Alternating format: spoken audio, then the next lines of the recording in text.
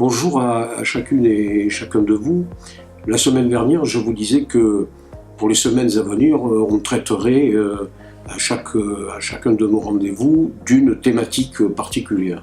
Moi, je crois qu'on ne peut pas faire l'économie cette semaine d'évoquer un sujet qui vous paraît essentiel parce qu'il est complètement d'actualité, c'est celui de l'éthique en politique, en quelque sorte la culture de la transparence dans la vie politique. Je crois que c'est important que vous vous y retrouviez avec nous sur cette thématique-là. Moi, vous savez, on me dit qu'il faudrait peut-être de nouvelles lois. Je crois que beaucoup a déjà été fait. Je ne sais pas si vous les avez bien réalisés, mais beaucoup a été fait. À l'Assemblée nationale, par exemple, on a un déontologue, c'est-à-dire une personnalité indépendante qui est chargée de veiller à nos actions, à nos actes, à ce que nous pourrions avoir comme activité en périphérie de notre mandat, veiller au non-cumul des mandats, enfin une autorité indépendante qui nous aide à être vigilants sur la transparence. On a bien encadré l'usage de l'IRFM. L'IRFM, c'est ce crédit dont vous avez entendu parler qui nous permet de payer les loyers, les charges, les déplacements, toutes les dépenses inhérentes aux députés dans sa circonscription. C'est très encadré.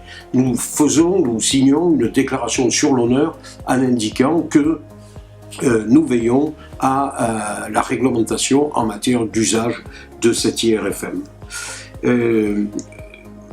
Le contrôle de ce qui a pu apparaître jadis comme le lobbying, ce contrôle maintenant, il est parfaitement organisé, parfaitement encadré. Donc, il n'y a pas de débordement possible. Alors, il reste une question que l'affaire Fillon a mis à jour. C'est peut-on ou non recruter parmi les collaborateurs, profession indispensable à l'activité du député, peut-on recruter son épouse? Moi, je n'y ai jamais eu recours, mais je n'ai pas condamné pour autant celles et ceux de mes collègues qui ont eu recours, parce que c'était dans le cadre de la loi.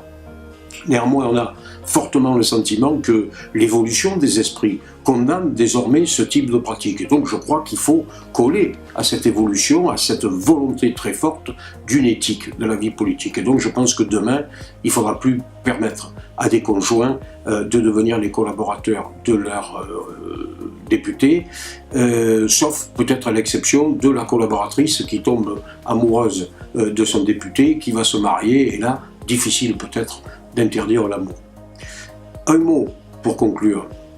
Il me paraît essentiel que ce chemin vers une plus grande transparence continue à se poursuivre. C'est ensemble. Mais il y va, et je ne veux pas y mettre d'emphase dans mon propos, il y va de la survie du système politique français, d'une démocratie bien organisée. Alors, est-ce qu'il y a des recettes encore à mettre à jour? Écoutez, je crois que ça pourrait passer par une vaste loi sur la démocratie et sur le statut de l'élu, parce qu'on n'a jamais tranché le véritable statut de l'élu. C'est peut-être le moment de le faire, et ça clarifierait, me semble-t-il, définitivement la situation. Voilà ce que je voulais vous dire avec beaucoup de sincérité et beaucoup de gravité, et je vous donne rendez-vous à la semaine prochaine.